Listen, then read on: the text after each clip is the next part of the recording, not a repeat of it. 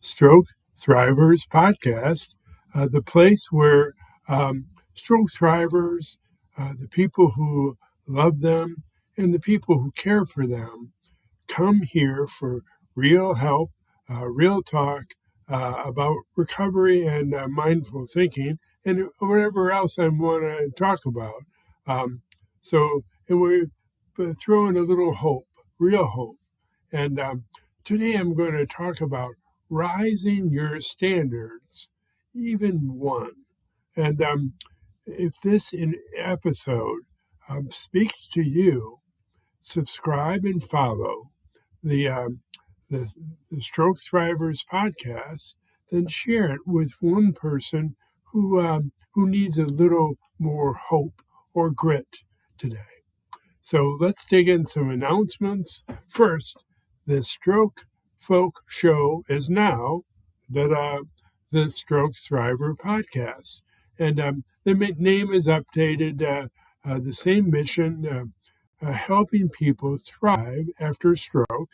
That's what I found that I needed to upgrade myself and upgrade others.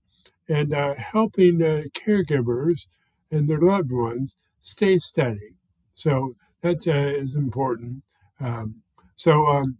Second, why do I do this show even after I've probably been doing it for like 3 years. And I do one weekly episode, and I have usually, honestly, I was either curious about something or something's on my heart or mind, something which I think you'll find interesting or feel you would like it. And really, the reason I do this is because I practice my speaking. And way back when I got the first stroke hit me, it took out my speech center. Now, aphasia it really is a communication disorder, but and I'll talk about it next week in the next episode. I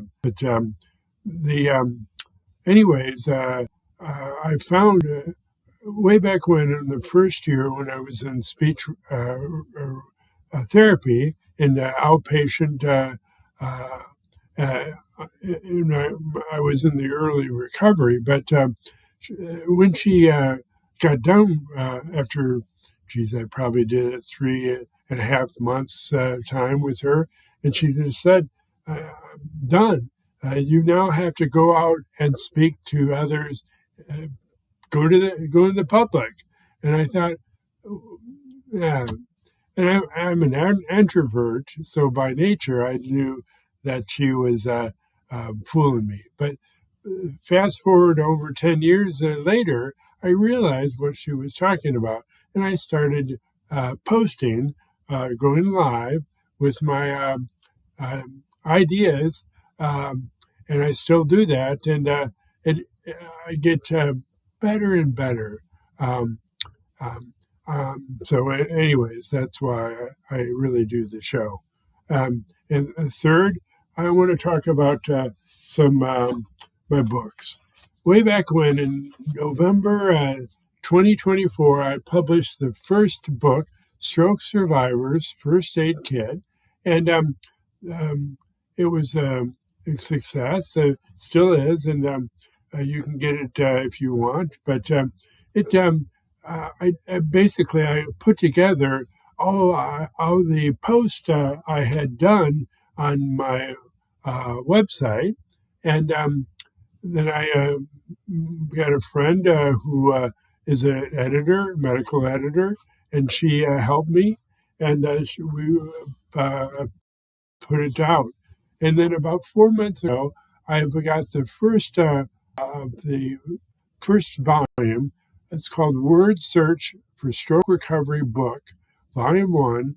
And this is when the words are hidden in the other characters, but to find them, they are you go from the left to right or up to down. And that's I use that. It's easiest because way back when I first started my recovery, I was still in the hospital. That's when the speech therapist had me looking at word searches, or no, I guess it was in the outpatient. Um, they told me that this will be good because I can pair words with recognition, and then and it took off there. And this is what I want to do.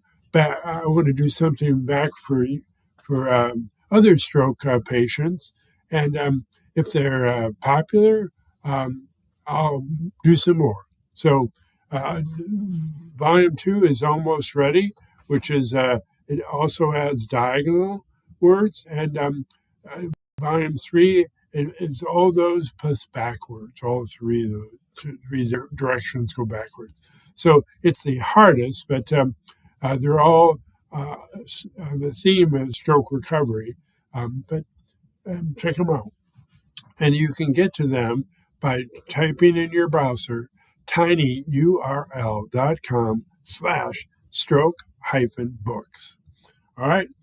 Oh, and way back when I thought about writing this book, I decided I was going to call it The Stroke Survivors. And why? Because that's all I knew. And about 3 years ago, I started to think, I don't think I just want to be a survivor. I want to do more. And so I realized I could do more by thriving. And I decided that I was going to make the word thriver be similar to survivor. So I spell it OR instead of ER. It's not correct. That it will be someday. And but that's why I did that. And I went so far as to been commissioning people to make Thrivors. Like this is Stroke Survivors Unbreakable. That's fashioned after Rosie the Riveter, way back when in World War II. But I think I have 12 for now, and more to come. And especially with the bloom of artificial intelligence, um, they got a lot easier. So you can expect more. In fact, I've also made a line that just say Thrivors. So Thrivors Unbreakable. Same image, same graphic, just doesn't say stroke. So I'm doing those, and it's cool. So, and if you want to look at them and buy them, please do so. Type in your browser tinyurl.com/stroke-books. So, sorry, scratch that. tinyurl.com/stroke-designs, DESIGNS. All right, and that will take you. You can look at them. In fact, you can get those designs on almost anything. You want a bath mat, shower curtain, you can do that. So, anyways, and last thing, I want you to remember. I took maybe 8 or 9 sessions ago. I talked about change, and I pointed out that people, myself and you, change when words, our brain and body, and actions all line up over and over repeatedly. So please, you notice that I sometimes will hyper on the words. It's because they mean something. They're important. And the body and brain, that's really important. And the actions, because maybe we get to words, maybe we think our brain and body does it, but we don't take action, boom, we don't change. So Do it. All right. Now let's get into today's message. So way back when, um, I found out about somebody named Tony Robbins, who maybe you've heard of him. And I was in the early 90s, and I found his book, Unlimited Power, and I read it. And I've since I've been to many of his programs, and I'm a believer. But he talks and teaches that standards shape our destiny. And that idea stayed with me. It still does. But because after I had the strokes, I learned that goals are nice, but standards are what carry us when the day gets hard. So a goal says, I want to get better. A standard says, this is how I live now. That's a big difference. So goals can drift, motivation can cool off. I know that. Good intentions can disappear after lunch, but standards stay. Our standards are quiet rules we live by, and that's really important to understand. They show up in little things, the things nobody claps for, the things that do not look dramatic, but they're the things that they still matter a lot. So for me, one of these standards is stretching. And I know it's crazy. I was going to show you another one. I got a friend gave me a long band, and she said, if you will stretch back like this, it's better because you spend a lot of time on a computer typing and you get hunched. And she said, do that every day, twice a day, she said, but I do it once a day. Every day, I get up, go to the bathroom, and then I stretch. I do it different ways, but it's important. And the same thing, I stretch every day.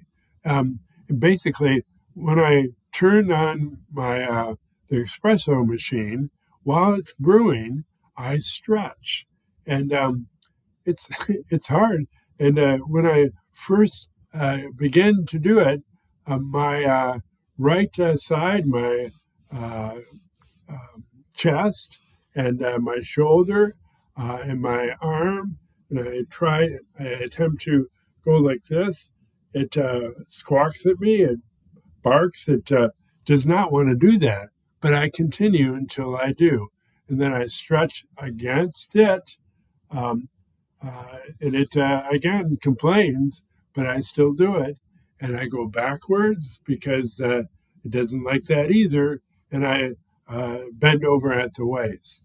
And it doesn't seem like it's much, but I do them almost every day. And almost without exception. And it helps me. It's because who I am is what I do. So,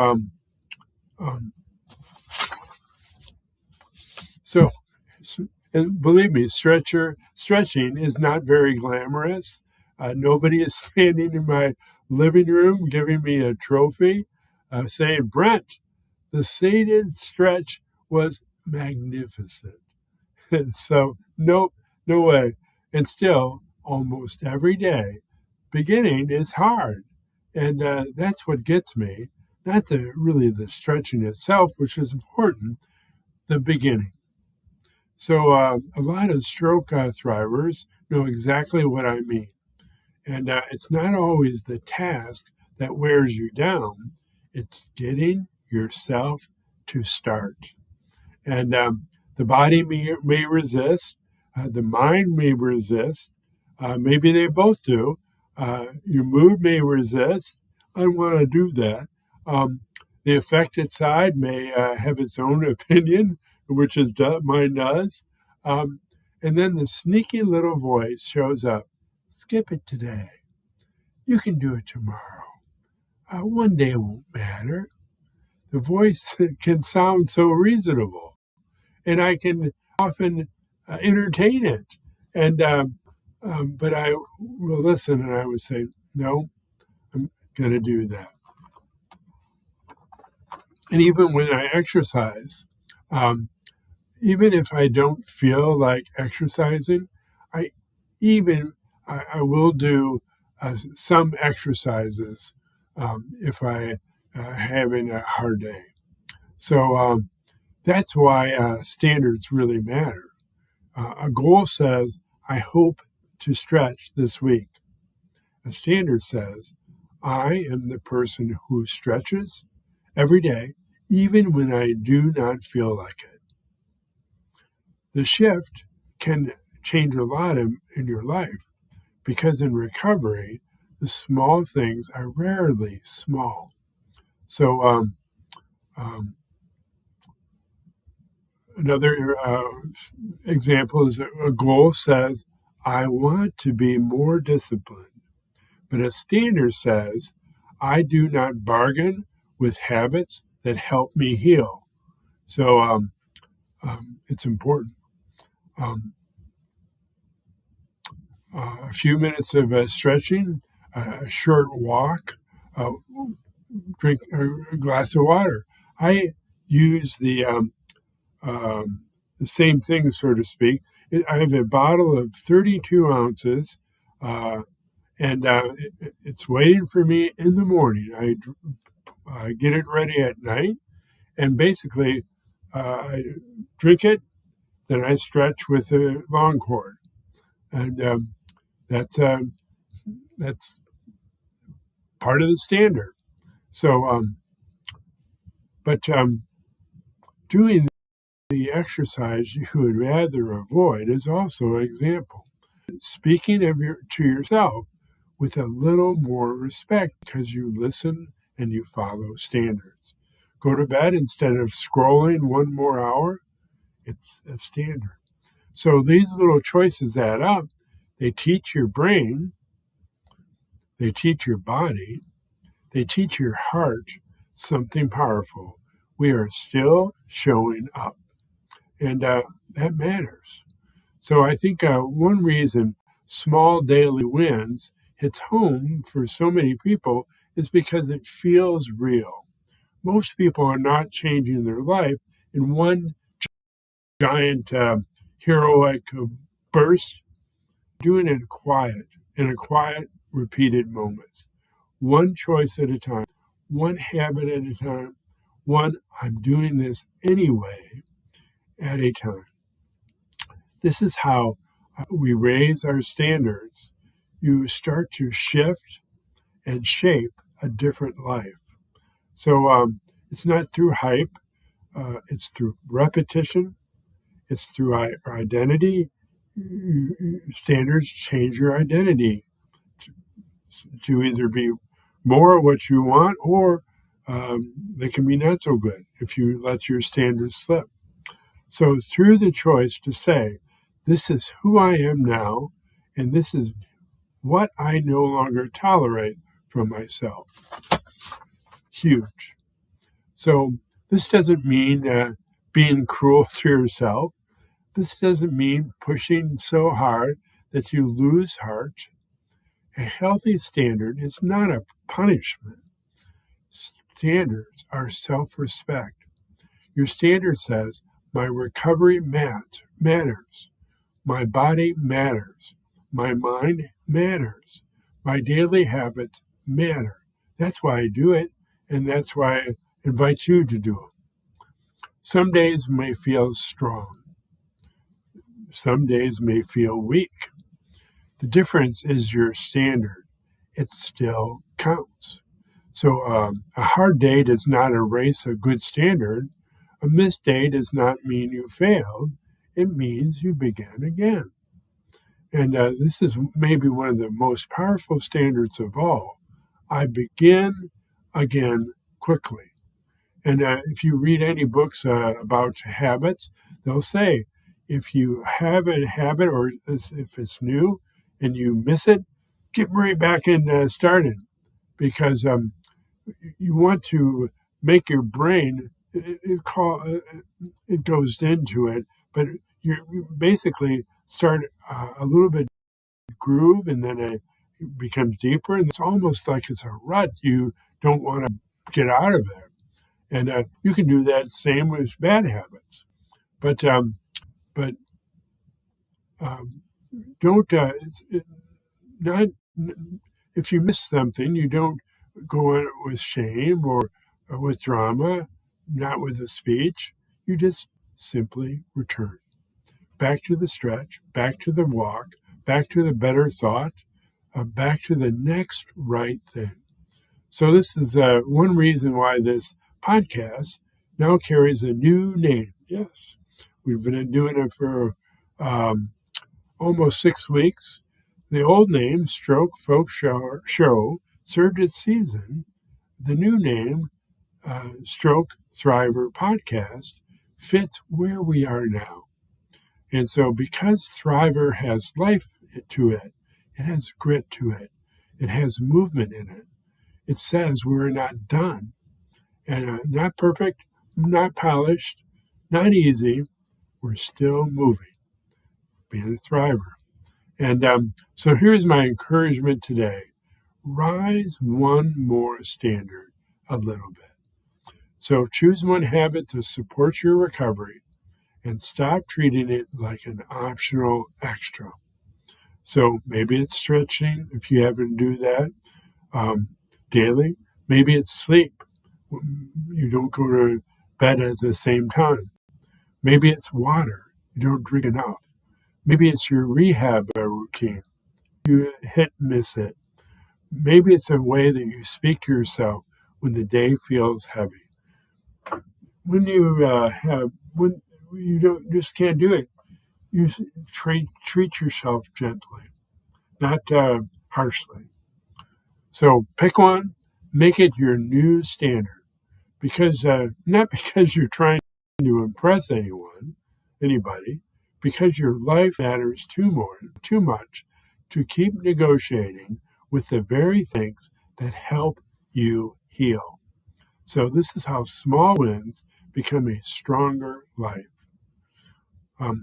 What do you think or feel about today's episode? Put your words down below. And and I know I'm supposed to check because sometimes I know that Facebook Live or a YouTube channel, they can have people watching it, and I don't realize that they're commenting. But I'm getting better. So, and next week, again, I'm going to talk about aphasia. I haven't really talked about that, but it's a part of my life. And it's really a part of lots of people, and I'll talk about it. All right. In gratitude and grit. And remember, you're a thriver. That's V as in victory, O-R.